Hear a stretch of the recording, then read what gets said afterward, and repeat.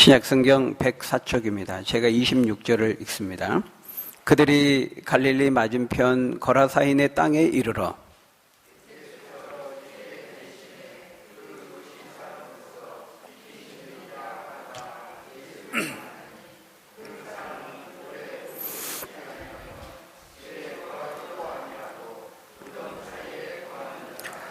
예수를 보고 부르짖으며 그 앞에 엎드려 큰 소리로 불러 이르되 지극히 높으신 하나님의 아들 예수여, 당신이 나와 무슨 상관이 있나이까?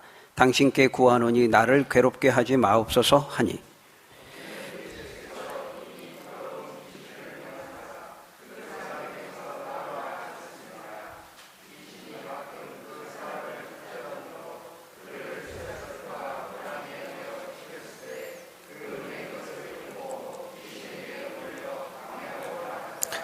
예수께서 내 이름이 무엇이냐 물으신즉 이르되 군대라 하니, 이는 많은 귀신이 들렸음이라.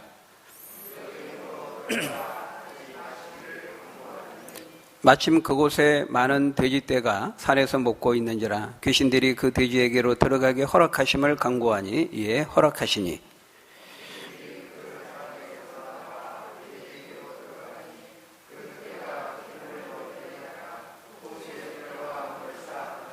치던 자들이 그 이루어진 일을 보고 도망하여 성내와 마을에 알리니,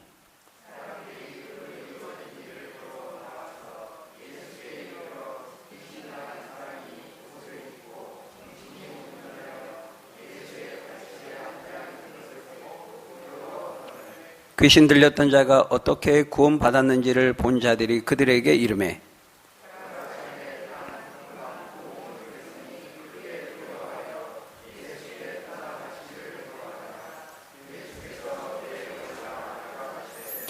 귀신 나간 사람이 함께 있기를 구하였으나 예수께서 그를 보내시며 이르시되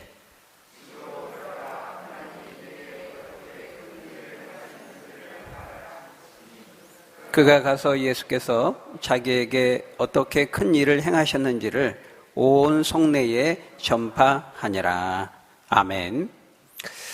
오늘 본문은 예수님께서 귀신 들린 자를 치료하고 회복하시는 그런 내용입니다.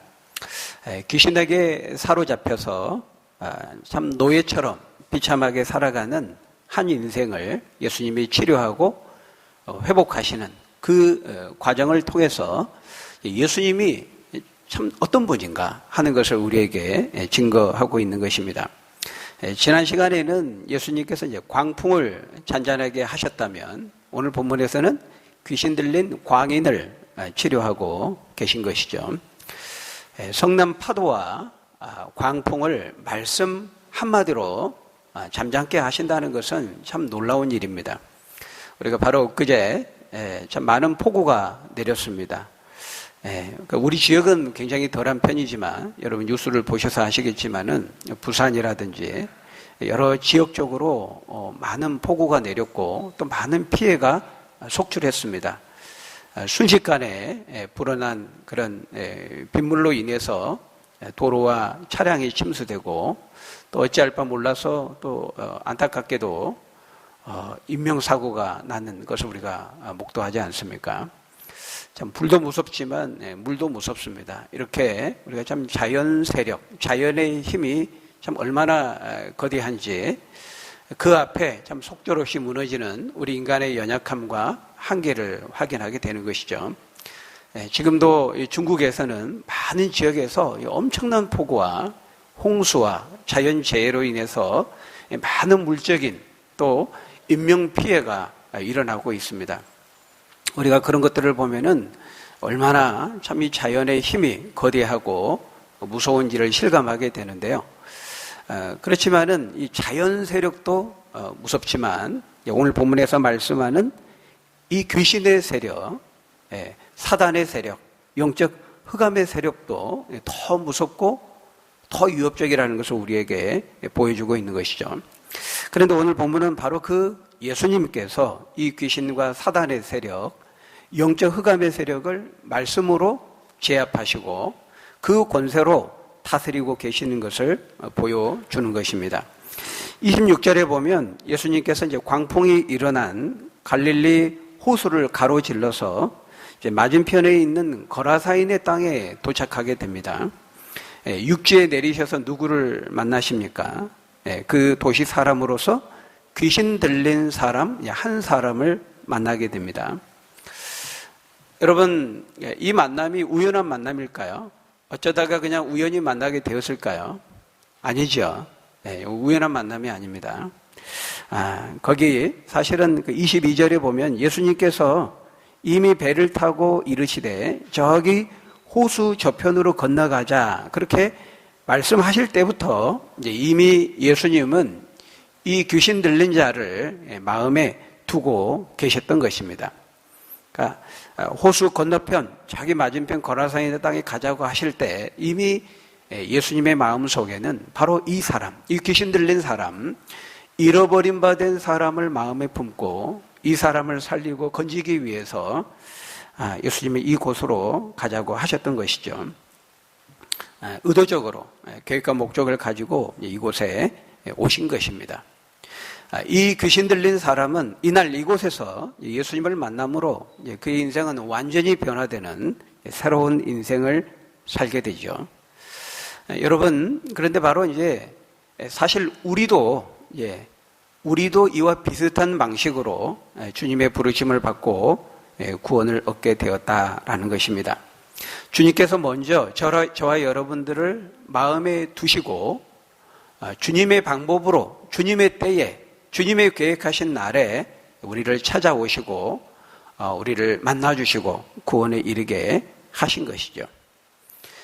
우연 같지만은 우연을 가장한 필연을 통해서 하나님은 그렇게 이 사람에게 찾아가시고 만나주신 것처럼 사실 우리에게 그렇게 찾아오시고 우리를 부르시고 우리를 찾으시고 우리를 구원에 이르게 하신 것입니다.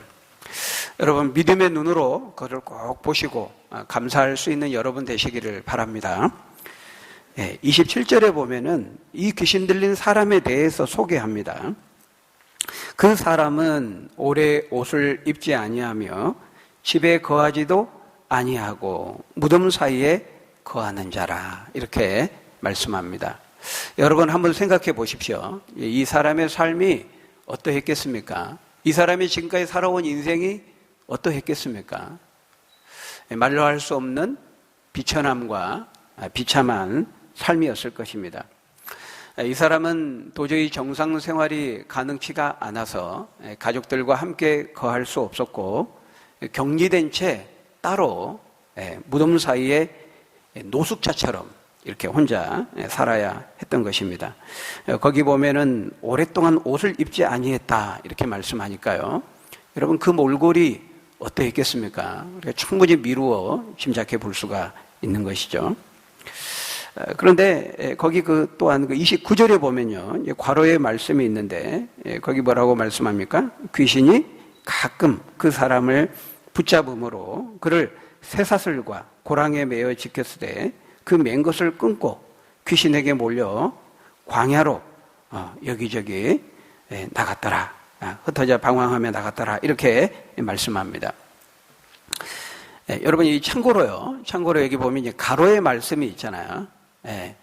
여러분 이 이제 괄호에 있는 말씀의 의미가 뭘까요? 우리가 가끔 성경을 읽다 보면은 이런 이제 괄호의 내용이 나오고 또 어떤 경우에는 괄호 이렇게 해놓고 없음 그렇게 되어 있는 게 있어요. 나는 처음 듣는 얘기인데요. 성경을 자세히 보지 않아서 그렇습니다.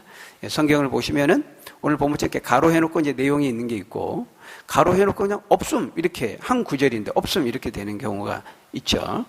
예를 들면은 그 누가복음 17장 36절에 보면 그렇게 되어 있습니다. 가로 해놓고 없음 이렇게 되어 있어요. 또 목사의 말을 못 믿어서 또 찾아보시는 거죠. 찾아보십시오. 없음 이렇게 되어 있습니다. 여러분 이제 이런 게 뭘까요? 이게 뭐냐면은 여러분 이게 이제 구약 성경이든 신약 성경이든 이제 많은 사본이 있습니다. 그렇죠? 근데 이제 오늘날에는 우리가 인쇄소에서 아주 멋지게 디자인돼 가지고 다 이제 인쇄돼서 성경이 나오지만은 아주 옛날 몇천 년 전에는 이런 시설이나 기술이 없었잖아요. 그러니까 사람이 서기관이나 이런 사람들이 직접 보고 다 이렇게 손으로 성경을 썼습니다. 필사했습니다. 그러니까 이제 하나님께서 모세에게 처음 계시를 주셨을 때 그 성경의 원본은 보존되어 있지 않습니다. 사도 바울이 로마서를 기록하게 하셨을 때 그 사도 바울이 처음에 그 파피루스에 그걸 썼을 때, 양피지에 그걸 썼을 때 그 원본은 보존되어 있지 않아요. 그런데 그 로마서를 이제 보고 사람들이 회신하면서 계속 이제 필사를 했습니다. 우리는 성경이 많이 있지만은 너무 성경 말씀을 보고 싶은 데 없으니까 사람들이 일일이 손으로 다 필사를 한 거예요. 그래서 원본은 없지만은 구약이든 신약이든 지금도 수천 개의 사본이 존재합니다. 보존되어 있습니다. 근데 이제 그 사본들을 이렇게 보면은 사람이 직접 이렇게 쓰다 보니까요. 인쇄소에서 이렇게 찍어내면은 붕어빵 찍어내듯이 다를 게 없이 다 똑같겠죠. 근데 사람이 일일이 보고 쓰다 보니까 이게 조금씩 차이가 있는 거예요. 이렇게 집중해서 쓰는데 여러분 이게 쓰는 게 얼마나 힘듭니까? 우리 김광식 장로님 이렇게 성경 여러분 쓰시는데 너무 잘 쓰시잖아요. 혹시 오타가 있지 않을까 제가 찾아봤는데 못 찾겠더라고요. 굉장히 많은 집중력을 가지고 쓰지만은 사람이 하는 일이다 보니까요. 어떤 획을 예를 들면 다윗드 끝에가 이렇게 반드시 돼 있습니다. 여기 이제 듭니다. 근데 여기 이제 이렇게 모서리 부분이 이렇게 둥글게 되면 르가 됩니다. 다윗르가 돼요. 근데 다윗드 뜻으로 해야 되는데 사람이 이제 졸다 보니까는 르로 된 거예요. 집중이 떨어져가지고. 예를 들면. 그러니까 이제 사본을 이렇게 막 대조를 해보니까 조금씩 차이들이 있는 게 있어요. 물론 아주 작은 차이입니다. 그리고 그 차이라고 하는 것은 성경의 전체적인 내용을 이해하는 데 있어서 장애를 가져올 정도의 그런 차이는 절대 아니에요. 아주 지극히 작은 부분이고 지극히 작은 차이지만은 어쨌든 이런 이제 차이들이 사람이 직접 쓰다 보니까 있는 거예요. 우리는 말씀 일점이 중요하기 때문에 우리가 성경을 이제 하나님의 말씀 읽다 보면 이런 이제 차이들이 있으니까 그 사본의 그 차이들을 굉장히 우리가 중요하게 여기면서 서로 대조하면서 읽어야 되는 거예요. 그래서 원본은 보존되어 있지 않지만 사본이 있기 때문에 우리는 이 많은 수천 개의 사본들을 대조하면서 이제 원본을 찾아내는 일을 하는 거예요. 우리가 이것을 사본학이라고 그래요. 원본을 찾아내는 작업을 하는 거죠. 많은 대조해가지고. 근데 가장 원본과 가까운 성경을 찾아내는 것이 뭐냐면 오늘 우리가 지금 가지고 있는 이 성경인 것입니다. 이게. 그런데 우리가 읽다 보면은 이제 괄호해놓고 내용이 있는 것은 뭐냐면은 많은 사본들을 대조해 보니까 어떤 사본에는 이 괄호의 내용이 있고 어떤 사본에는 괄호의 내용이 없는 거예요. 근데 이런 사본학적인 대조를 통해서 결론적으로 여기 부분은 괄호의 내용이 있는 게 맞다라는 결론에 이르렀을 때 괄호해놓고 내용을 적어주는 겁니다. 반대로 괄호해놓고 없음이라고 되어 있는 거는 어떤 사본에는 괄호의 내용이 있는데 어떤 사본에는 없는 거예요. 근데 사본학적인 대조를 통해서 이거는 원래 원본에는 없는 것이 맞다라고 결론에 이르렀을 때 괄호해놓고 없음이라고 하는 거예요.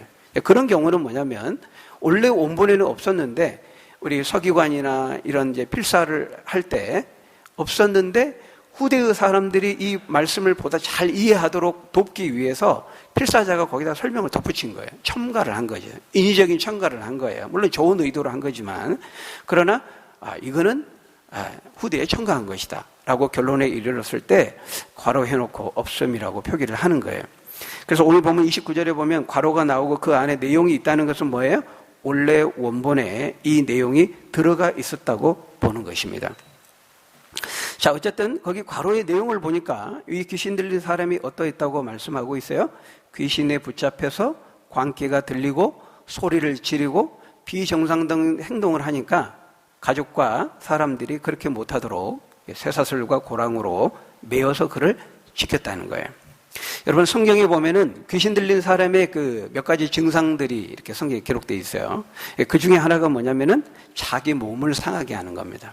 일종의 자해를 하는 거죠. 그런 경우도 있고 다른 사람을 향해 폭력적으로 이렇게 행동을 하는 경우도 나옵니다. 그래서 이 가족들이 이제 혹시 모르는 이런 이제 위험을 방지하기 위해서 쇠사슬과 고랑으로 메어둔 겁니다. 그런데 놀랍게도 괴력을 발휘해서 그 쇠사슬 고랑을 다 끊어버리는 겁니다. 그러면서 광야 여기저기를 떠돌아다니게 된 것이죠. 여러분 실제로 귀신이 들리면요, 여자도 귀신 들리면 남자 몇 사람이 제어를 못할 정도로 괴력을 발휘하는 경우를 저도 봤습니다. 예, 도저히 여성의 힘이라고 볼 수가 없는 거예요. 그러니까 여러분 정신분열 환자나 또 정신 이상 환자는 절대 그럴 수가 없는 거죠. 예, 그거는 이제 귀신 들린 겁니다. 예, 저도 이제 아주 오래된 얘기입니다. 제가 중학교 다닐 때로 기억이 되는데요. 제가 사는 동네에 한 20대 한 중반 안 됐을까요? 한 젊은 청년인데요. 남자 청년인데 이 청년도 굉장히 오늘 본문에서 나온 이 모습과 굉장히 비슷했어요. 예, 러닝만 거의 다 헤어지는 낡은 러닝 하나 걸치고 막대기를 들고 막 휘저으면서 뭐라고 혼잣말로 막 소리를 지르고 개성을 지르면서 온 동네 방네를 그렇게 배회하며 방황합니다. 매일같이. 한겨울에도 러닝만 있습니다. 보통 사람들은 얼어 죽을 그런 날씨인데도 뭐 끄떡없이 그렇게 하는 것을 제가 본 적이 있는데, 제가 이제 어린 나이였음에도 그걸 보면서 참 불쌍하다, 안 됐다, 안타까운 생각이 들었습니다. 본인도 고통스럽겠지만은 그 부모님, 그 가족들의 아픔이 어떨까 생각하니까 굉장히 이제 불쌍하고 안타까웠던 기억이 있는데요. 물론 이제 그 사람이 이제 귀신이 들린 건지 단순한 정신병인지는 이제 모르겠습니다만은, 그게 이제 증상이 약간 비슷할 때가 있지만 항상 같은 게 아닙니다. 그걸 잘 이제 분별을 해야 돼요. 근데 어쨌든 본문에 나오는 이 사람도 귀신에 이끌려서 옷도 제대로 걸치지 않은 채 무섭고 그런 비참한 몰골을 하면서 온 사방을 광야를 배회하고 헤매면서 돌아다닌 것입니다. 여러분, 이렇게 귀신에게 붙들리면 이렇게 되는 겁니다. 귀신과 마귀가 하는 일이 이거거든요. 한 영혼을 그 영적인 흑암의 쇠사슬로 결박해서 붙들고 구속하고 억어해서 자신의 휘하에 두고 마치 노예처럼 그렇게 속박하고 부리고 죄의 종로로 타게 하다가 결국에는 파멸과 사망에 이르게 하는 것입니다. 이것이 귀신들과 마귀와 사단의 존재의 목적인 것이죠.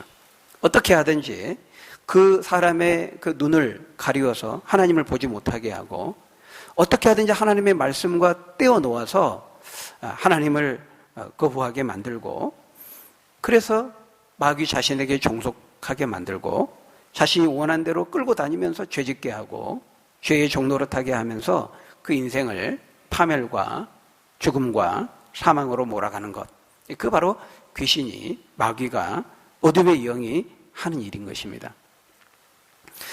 여러분, 오늘날에도 사단은, 귀신들은 여러 가지 방식으로 오늘 우리들의 삶 가운데 역사하고 있습니다. 여러분, 우리가 사탄과 마귀, 귀신 막 그러니까요, 머리에 이마에 막 뿔 달리고 입에 피 묻히고 막 좀비처럼, 여러분 그렇게 생각하는 분이 있습니까? 그런 게 아니죠. 그거 아닙니다. 그건 전설의 고향이나 뭐 영화에서 나오는 얘기고, 여러분 마귀와 귀신이 얼마나 영특한데요. 바보가 아니죠. 여러분 그렇게 좀비처럼 다가오고 하얀 소복 입고 머리 풀고 입에 피 묻히고 칼 물고 나오면 누가 미혹당합니까? 무섭고 징그러워 다 도망가 버리지 누가 미혹당해요? 바보가 아닙니다. 마귀는 성경에 의하면은 광명의 천사처럼 우리에게 접근한다고 말하고 있어요. 그런 식으로 오는 게 아닙니다. 여러분, 마귀는 여러분보다 더 뛰어나요. 더 영리해요. 더 영특해요. 우리와 같은 육체의 이런 육체를 가지고 있지 않는 영물일 뿐이지, 그 비상함은, 그 똑똑하고 영리함은 우리 인간을 능가하는 것이죠. 그래서 마귀는, 귀신들은 사람들이 좋아하는 술을 통해서도 역사할 수 있고요. 사람들이 그토록 갈망하는 돈과 물질을 통해서도, 그 돈과 물질에 대한 욕심을 통해서도 역사할 수 있고, 성적인 쾌락과 욕망을 통해서도 역사할 수 있고, 뭐 도박이라든지 또 게임이라든지 이런 마약이라든지 수없이 많은 이런 것들을 통해서도, 다양한 방법을 통해서도 우리에게 역사해서 우리의 영적인 눈을 멀게 하고 우리의 마음의 분별력을 마비시키는 거죠. 여러분, 이 마비시키는 게 뭡니까? 중독입니다. 중독. 우리가 알아야 되는 것은 이 죄에는 중독성이 있습니다. 사단은 그 죄에 마치 몰핀과 같은 그런 영적인 몰핀과 같은 그 중독성을 사람들에게 주입시켜서 우리의 눈이 멀게 해서 하나님을 보지 못하게 해요. 마비시키는 거죠. 고린도후서 4장 4절에 보면 뭐라고 말씀합니까? 이 세상 신이 믿지 아니하는 자들의 마음을 혼미하게 해서 예수 그리스도를 통한 하나님의 영광의 광채를 보지 못하게 한다. 이렇게 말하고 있어요. 혼미하게 하는 게 뭡니까? 마비시키는 거죠. 중독시키는 겁니다. 죄에는 중독성이 있기 때문에요. 한번 죄에 발을 들여놓으면 한번 그 죄의 늪에 빠지면은 헤어나오지를 못하는 거예요. 여러분 처음에 술 마시면서 나 알코올 중독자 될 거야. 마음에 결심하고 술 먹는 사람이 있습니까? 아무도 없습니다. 처음에 도박하면서 나 인생 날려버릴 거야. 그렇게 마음에 각오하면서 도박장을 향하는 사람은 없어요. 처음에 재미로 그냥 카지노에 한번 갔는데 나중에 정신을 차리고 보니까 인생 완전히 거덜나고 다 날리는 그 지경에 처하게 되는 것이죠. 여러분, 고 박원순 시장이 무려 4년 동안이나 여비서를 성추행해 왔다고 그러죠. 여러분 4년이면은 엄청나게 긴 시간입니다. 죄의 중독인 것입니다. 한 번 실수로 아차하는 순간 실수로 한 번, 두 번 하고 끝낸 게 아니었어요. 4년 동안 지속적으로 해왔던 것입니다. 심지어 안희정 오고돈 그 시장에 그 성추문이 드러나서 만천하에 드러나고 온 세상이 큰 파문을 일으키는 것을 본 후에도 멈추지 못했습니다. 여러분 왜 그랬을까요? 이해가 안 되죠. 이해가 안 되는 게 아닙니다. 그게 죄의 속성입니다. 죄에는 중독성이 있어요. 자기도 모르게 한번 이 갈고리가 곱게 꿰이게 되면은 그냥 끌려가는 거예요. 제어를 하지 못하는 것이죠. 여러분 빙판길에 가면 이게 브레이크를 밟아도요 멈추지 않는 거예요. 죄에 한번 발을 들여놓으면은 거기 가속도가 붙어요. 그러다가 이제 관성의 법칙에 이끌려다 보면은 멈추지 못하는 거예요. 여러분 이게 죄의 속성입니다. 죄의 삭성은 뭐라고요? 결과는 뭐라고요? 사망이라. 사람이 죽음으로써 끝날 때까지 멈추지 못하도록 하는 것이 죄의 속성이라는 거예요. 여러분 사실 오늘 본문에 나오는 이 귀신에 붙들리고 사로잡히고 이 중독된 이 사람의 모습은 오늘 죄의 종로로 타면서 죄의 늪에 빠져 방황하며 배회하며 허우적거리며 살아가는 우리 모든 인생을 대표하는 것입니다. 바로 우리들도 예수 믿기 전에 예수 믿어서 이 죄의 늪에서 건짐을 받고 구원을 받기 이전까지는 바로 이 비참한 이 사람의 삶의 자리에 우리들도 있었다는 거예요. 물론 양상은 그 정도는 좀 다를지 몰라도 우리도 그 귀신과 사단에 붙들려서 죄의 종로로 타면서 살아왔던 사람들이라는 것이죠. 그런 점에서 오늘 본문에 나오는 이 귀신에 붙들리고 귀신에 붙들려 죄의 종로로 타는 바로 이 사람의 모습은 오늘 우리들의 모습을 보여주는 거예요.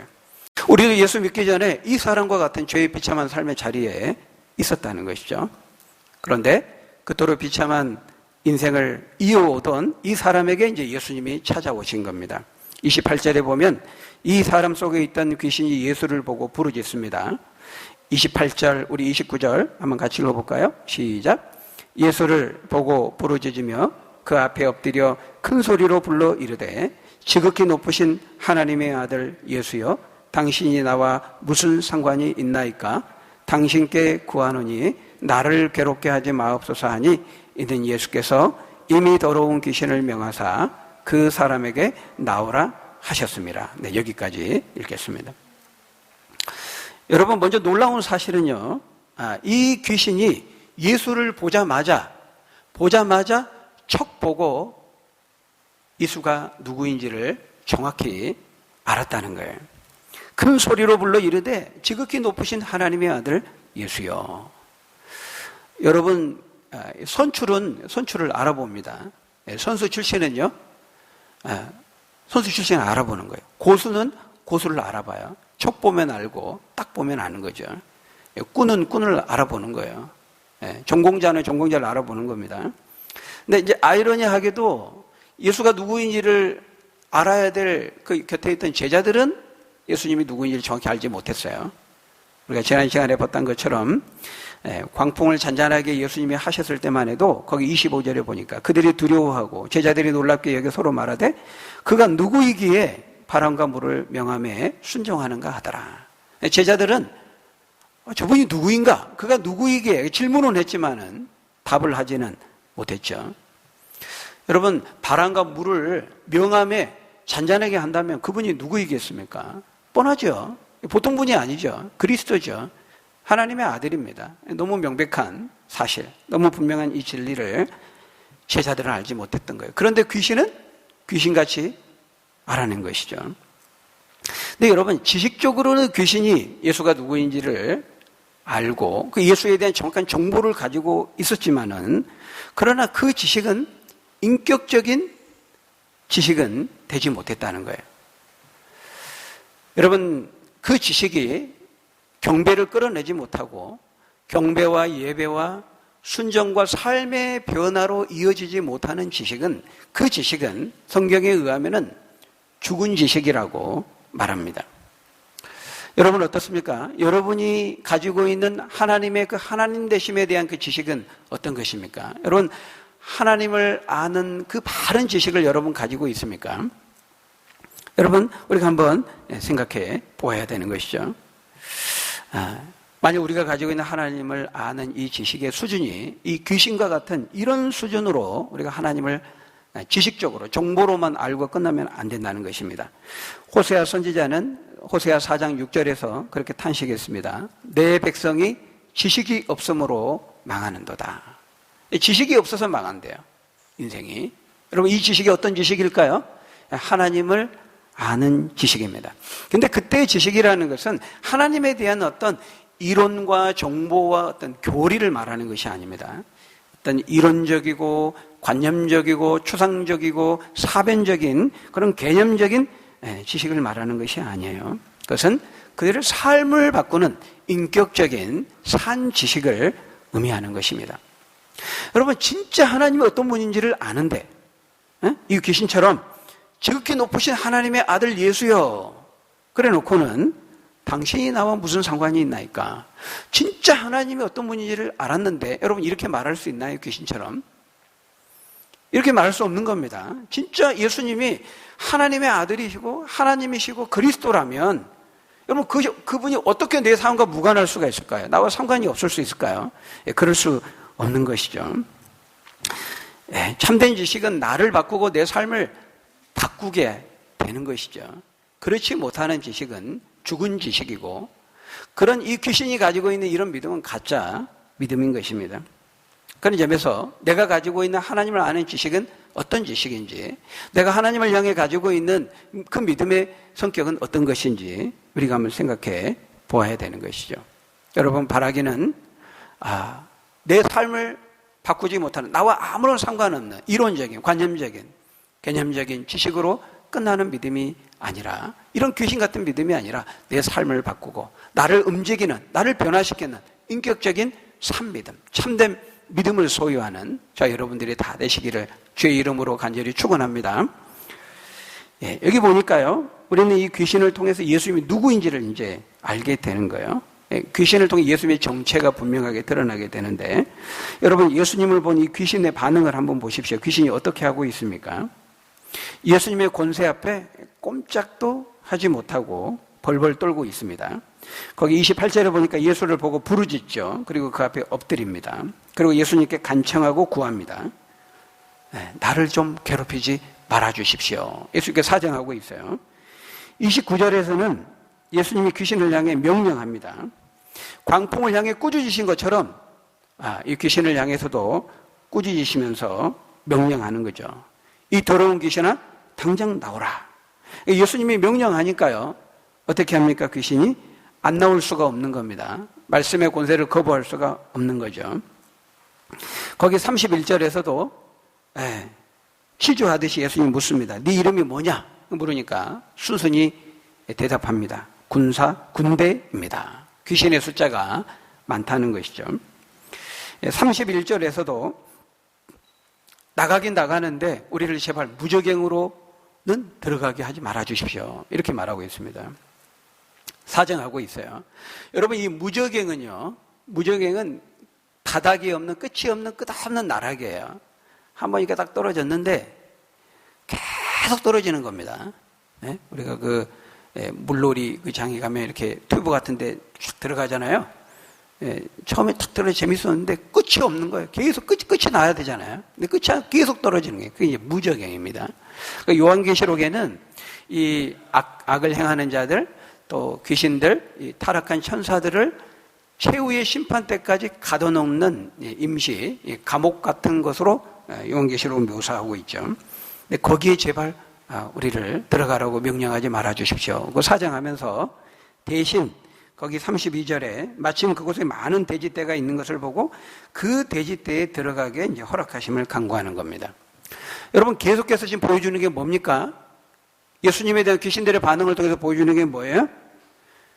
쇠사슬도 단번에 끌어버리게 하는 그런 초자연적인 능력을 가지고 사람들을 괴롭히는 이 귀신임에도 불구하고 예수님 앞에서는, 한 분 예수님 앞에서는 꼼짝 못하고 벌벌 기고 쩔쩔매고 사정하고 있는 귀신의 모습을 보게 되는 것입니다.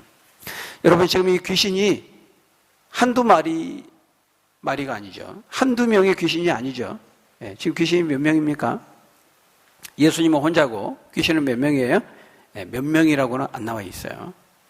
여기 근데 군대다. 헬라어로는 레기온인데, 이 레기온은 그때 로마의 이제 군대로 보면 한 6천 명의 이제 한 군단을 형성하는 그렇게 봅니다만, 여기서 그 숫자로 정확히 말하기는 어렵겠죠. 근데 이 병행구인 마가복음 5장 13절에 보면은 오늘 본문에는 이 돼지가 많은 돼지떼 이렇게만 나왔지만 마가복음 본문에는 이 돼지의 숫자가 나오고 있습니다. 2,000마리. 근데 이 귀신들이 이 돼지떼에 들어가 가지고요, 이 돼지떼를 강에 다 빠져 몰살시키게 합니다. 그러니까 이 2,000마리나 되는 돼지떼를 몰살시킬 정도로 많은 귀신들이 있었다는 것만은 분명한 사실이죠. 근데 그렇게 많은 쪽수가 있음에도 불구하고 한 분이 예수님 앞에 꼼짝 못하고 있는 것을 볼 수 있어요. 여러분, 마귀는 굉장히 강합니다. 우리보다 강하죠, 분명. 오늘 본문에 등장하는 이 귀신 들린 사람처럼 사람의 영혼 속에 들어가서 한 인간의 인생을 완전히 비참과 파멸로 몰아갈 수 있는 그런 초자연적인 능력을 가지고 있는 존재입니다. 마귀가, 귀신이. 그뿐만이 아니죠. 우리가 욥기서에 보면요, 이 마귀가 어떻게 합니까? 그 욥 주변에 있는 스바 사람들, 갈대아 사람들을 충동해가지고 그 무리들을 욥에게 보내가지고 욥의 모든 가축들을 빼앗고 그 종들을 죽이게 합니다. 사람을 충동하게 하는, 선동하고 충동하게 움직이게 하는 능력을 가지고 있다는 거예요.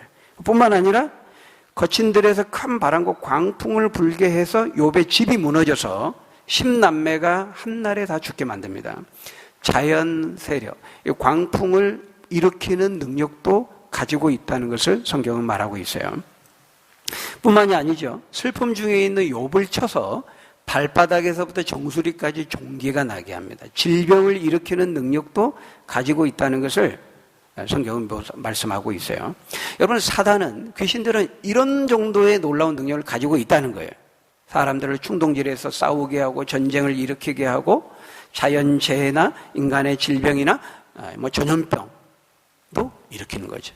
물론 그것을 일으키는, 우리가 딱 보면은 그 현상적으로 그것을 하는 사람, 주체는 누구예요? 사람이죠. 사람이 그렇게 하는 겁니다. 여러분, 이번 이 우한 바이러스도, 이 코로나19도요, 중국에서 그 우한 연구소에서, 화학 무기 만들다가 지금 누출된 것으로 거의 유력하게 보고 있어요. 실제로 그 우한 연구소에서는 중국 그 젊은 그 연구자가 미국으로 이미 망명했죠. 다 이미 그 기자회견도 했고요. 거기서 이제 말하면 이제 신변의 위협을 느끼고 굉장히 이제 죽을 위협을 느끼면서 더 이상 모든 인류, 중국 백성들 다 죽이는 거, 계속 은폐하고 속이는 그런 부분들을 다 폭로하고 그 연구원이 그렇게 미국으로 망명해서 기자회견까지 다 그렇게 했습니다. 그러니까 이게 이제 인간에 의해서, 마귀는 바로 이제 그런 인간들을 충동질하고 뭐 화학무기라든지 이런 것들을 뒤에서 배후에서 교사해서 현상적으로 표면적으로 인간이 하는 거지만은 그 인간 배후에서 사람을 움직이고 선동하고 충동질하고 교사하고 배후에서 역사해서 사람들로 하여금 분별력을 잃고 죄를 짓고 욕심과 욕망에 사로잡히게 하고 이런 능력이 있다는 것입니다. 마귀는 그 배후 조정을 하는 거죠. 여러분 에베소서 6장을 설명할 때도 강의할 때도 제가 말씀드렸습니다만 에베소 6장 11절 12절 우리 한번 같이 읽어볼까요? 6장 11절 12절 시작. 마귀의 관계를 능히 대적하기 위해 깨요. 하나님의 전신갑주를 입으라. 우리의 씨름은 혈과 육을 상대하는 것이 아니요 통치자들과 권세들과 이 어두움의 세상 주관자들과 하늘에 있는 악의 영들을 상대함이라. 마귀의 전략이 얼마나 교묘한지 모릅니다. 여기 보니까요, 마귀의 간계 이렇게 말합니다. 간사한 계략 이렇게 말하고 있어요. 왜 간계입니까? 왜 간사한 계략이죠? 사람들을 충동질해서 사람들을 전면에 내세우고 자기의 정체를 숨기면서 사람들을 이용해서 악을 행하도록 한다는 거예요. 특별히 정치적인 힘, 세상적인 권력을 가지고 있는 사람들을 전면에 내세워서 이 세상의 통치자들과 권세자들을 이용한다는 거예요. 그러면서 배후에서 이들을 교사하고 선동하고 움직이고 충동질하고 역사해서 자신의 목적을 이루도록 악을 이루고 하나님을 대적하는 일을 하도록 한다는 것입니다. 근데 사람들은 이 세상의 권세자들은 자기가 마귀에게 이용당하는지도 모르면서 이용당하는 것이죠. 그러니까 마귀가 하는 일은 사람을 움직이는 거예요. 갈대아 사람, 스바 사람을 움직여서 욥을 친 것처럼 사람 자신들 정체를 속이면서 비우에 역사하는데 특별히 이런 권세자들, 영향력이 있는 정치적인 파워를 가지고 있는 많은 영향을 끼치는 이런 권세자들을 배후에서 그들을 포섭하고 그들을 교사하고 그들을 선동하고 그들을 충동질해서 하게 한다는 것입니다. 그래서 우리가 현상만 보면은 왕이 하고 대통령이 하고 정치인들이 하고 국회의원들이 하는 것 같지만은 사실은 그 배후에서 악의 영이 그들을 이용한다고 성경은 말하고 있어요. 그래서 여러분 그거 자세히 보세요. 에베소 6장 11절 12절 말씀을 보면 우리의 씨름은 혈과 육을 상대하는 것이 아니요 통치자들과 권세자들, 세상의 정치 권력자들을 말하는 거예요. 인간 권세자들. 그 다음에 뭐가 나오겠어요? 이 어두움의 세상 주관자들과 하늘에 있는 악의 영들을 상대함이라. 여러분 두 주체와 두 대상을 말씀하는데 하나는 세상 정치 권력을 가지고 있는 인간 통치자들과 인간 권세자들이고 또 하나는 하늘에 있는 어둠의 권세자들과 악의 영들이라는 거예요. 근데 놀라운 사실은 이 히브리어 원어가요, 이 권세자들을 말할 때 엑수세아라고 하는 이 단어가 사용되는데 이 동일한 엑수세아라는 이 권세자라는 이 단어가요, 어떨 때는 인간의 정치 권력자들, 권세자들을 향해 쓰이기도 하고 똑같은 단어가 어떤 곳에서는 하늘에 있는 권세자들, 마귀와 귀신들을 가리키는데 한 단어가 두 대상에 동시에 사용된다는 거예요. 여러분 이거는 이 둘의 관계가 그만큼 밀접하다는 것입니다. 굉장히 밀접할 수 있고 사단은 전략적으로 이들을 포섭하고 이용하기 위해서 모든 할 수 있는 가용한 방법을 다 동원한다는 거예요. 여러분 물론 그 말은 이 세상에 있는 모든 위정자들, 권세자들, 정치인들, 권력자들이 다 사단의 하수인 노릇을 하고 있다, 그런 말은 아닙니다. 그러나 그럴 가능성은 굉장히 높아요. 또 그렇게 이용당할 소지는 굉장히 높습니다. 사단은 할 수 있는 모든 방법을 동원해서 그 일을 역사적으로 2000년의 역사 속에 해왔어요. 지금도 하고 있습니다. 왜? 가장 효과적인 것이거든요. 가장 파워풀한 것이거든요. 다른 일반 사람들, 그 사람들 뭐 몇천 명 포섭하고 유혹하고 미혹하는 것보다 이 한 사람 딱 넘어뜨리면은 끝나는 거예요. 교회도 마찬가지입니다. 목사와 교회 지도자들을 넘어뜨리면 그 교회는 쉽게 접수가 되는 것이죠. 그와 같은 원리예요. 여러분, 지금도 중국이 이미 다 이제 밝혀졌습니다. 미국 내에 수많은 교수들, 영향력 있는 정치인들, 그런 사람들에게 엄청난 돈을 뿌리면서 로비를 하죠. 왜 그렇게 할까요? 당연히 그렇게 하죠. 물론 이제 그런 것들은 다른 나라도 물론 이제 비싸게 합니다만은 중국은 아주 방대하게 그렇게 참 하는데, 많은 정보를 빼내고 유력한 영향력을 미칠 수 있기 때문에 그렇게 하는 것이죠. 여러분, 그래서 우리가 이 세상의 정치 권력자들을 잘 감시해야 돼요. 그들을 위해서 성경 기도하라고 말씀하고 있죠. 기도할 뿐만 아니라 우리가 영적인 예민함을 가지고 예의주시하면서 그들을 위해서 기도하면서 또 잘 살펴봐야 되는 것입니다. 모택동이라든지 히틀러, 또 누가 있습니까? 모택동, 히틀러, 스탈린, 김일성, 많은 세상의 독재자들, 악을 행하는 자들, 여러분, 이런 사람들을 통해 가지고 사단이 얼마나 많은 사람들을 죽이고 하나님 나라의 복음을 대적하는 일을 그렇게 효율적으로 해왔습니까? 여러분, 우리나라도요, 복음이 들어온 이래로 가장 복음이 만개하고 활성화되고 부흥되었던 지역이 다 북한 지역입니다. 우리 한국 교회 역사를 보면, 그래서 1884년에 아펜젤 원도들 우리 개신교 복음이 증거된 이후로 1903년에 원산 부흥운동이 일어나죠. 1907년에 평양 대부흥운동이 일어납니다. 다 북한 지역입니다. 그런데 그 이후로 이제 김일성 공산주의가 북한 땅에 다 점령하게 되면서 완전히 영적 흑암의 땅, 황무한 땅, 불모제와 같은 그런 땅으로 바뀌게 된 것이죠. 한 명의 통치자, 유력한 정치인, 능력 있는 영향력 있는 사람들을 포섭해서 그들을 마귀가 배후에서 역사하면 그런 놀라운 영향력들을 드러내게 되는 거예요. 그래서 여러분, 구약 성경을 보면은 북이스라엘과 남유다의 왕들을 한번 보세요. 어떤 왕이 세워지느냐에 따라서요, 그 시대에 그 백성들의 신앙이 왔다 갔다 합니다.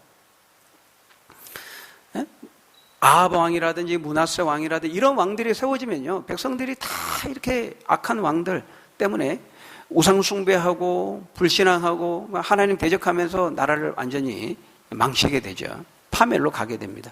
좋은 믿음의 왕이 세워지면 히스기야라든지 여호사밧 왕이, 이런 왕들이 세워지면 또 백성들이 하나님을 또 잘 섬깁니다.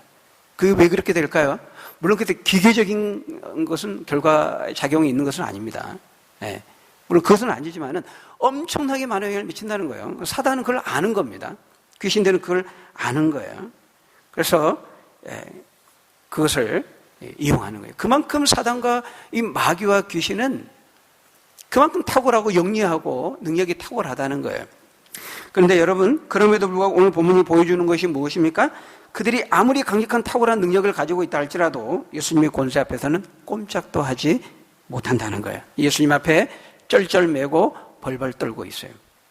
여러분, 예수님은 이 귀신들, 마귀들을 무저경에 던져 넣을 수 있는 권능을 가지고 계시는 하나님의 아들이신 것이죠. 사탄과 마귀와 이 귀신은, 사탄과 마귀는 같은 말입니다. 사탄의 영어죠. 마귀는 한자예요. 그리고 그 휘하에 이제 타락한 천사들, 귀신들, 그 귀신들의 우두머리, 두목을 사탄, 마귀라고 말하는 것이죠. 이 마귀와 귀신들은 우리 인간들보다 분명히 더 많은 능력을 가지고 있는 것은 분명해요. 우리보다 훨씬 강해요. 그렇지만은 우리가 주님과 연합되어 있고 믿음의 고리로 연결되어 있는 한 우리는 그들을 두려워할 필요가 조금도 없다고 성경은 말씀합니다. 로마서 8장 38절 39절에 우리 같이 읽어볼까요? 시작. 내가 확신하느니 사망이나 생명이나 천사들이나 권세자들이나 현재일이나 장래일이나 능력이나 높음이나 깊음이나 다른 아무 피조물이라도 우리를 하나님의 사랑에서 끊을 수 없으리라. 분명히 말씀합니다. 여러분, 여기도 천사들이나 어떤 어둠의 권세자들이라 할지라도 언급되고 있죠.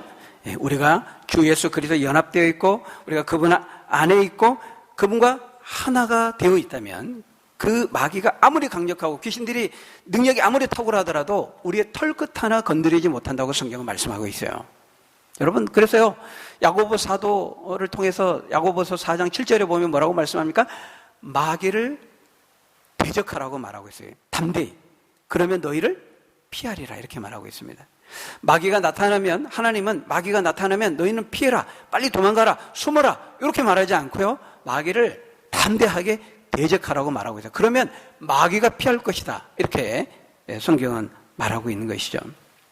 여러분, 물론 우리는 깨어 있어서요, 마귀의 존재를 그냥 인식하는 정도가 아니라 그걸 넘어서서 우리는 믿음으로 준비되고 그들의 존재를 항상 예의주시하면서 깨어서 경계해야 돼요. 경계해야 될 것을 말씀하고 있어요. 그러나 경계해야 되지만은 절대로 두려워할 필요는 없다고 우리에게 말씀하는 것이죠. 여러분, 거기 거라사인의 마을 사람들을 보십시오. 그들이 어떻게 하고 있습니까? 두려워하고 있습니다. 돼지치전자들이 그 일어난 일을 다 보고 놀라서 마을에 뛰어가 사람들에게 알리죠. 그러니까 34절에 보니까 그 치전자들이 그 이루어진 일을 보고 도망하여 성내와 마을에 알리니 사람들이 그 마을 사람들이 그 이루어진 일을 이제 보러 나옵니다. 확인하게 되죠.